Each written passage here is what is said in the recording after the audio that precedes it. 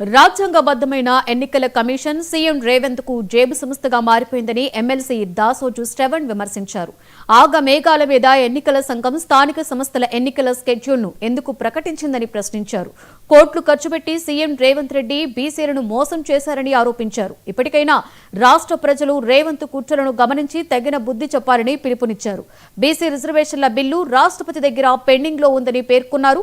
హైకోర్టులో రిజర్వేషన్ల case pending లో ఉండగా ఎన్నికల స్కెడ్యూల్ ఎందుకు అని దాసోజు శ్రవణ్ ప్రశ్నించారు. సూత్రధారుడు రేవంత్ రెడ్డి గారి యొక్క దుర్మార్గం వల్ల బీసీల నోట్లలో మన్ను కొట్టబడ్డది. తెలంగాణ రాష్ట్రంలో ఉన్నటువంటి ఒక మహిళలకు అన్యాయం జరుగుతా ఉంది.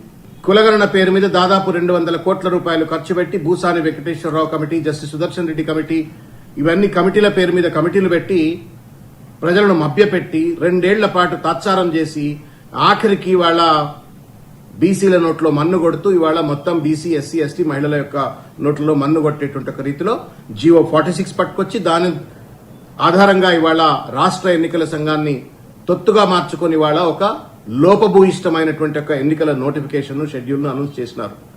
లోతుగా వెళ్లి ఏ గ్రామ పంచాయతీలో ఏ రకమైనటువంటి ఒక రిజర్వేషన్లు కేటాయించినారు, ఏ జిల్లాలో ఏ రకంగా వచ్చింది అని చూస్తే కళ్లల్లో రక్తం వస్తుంది.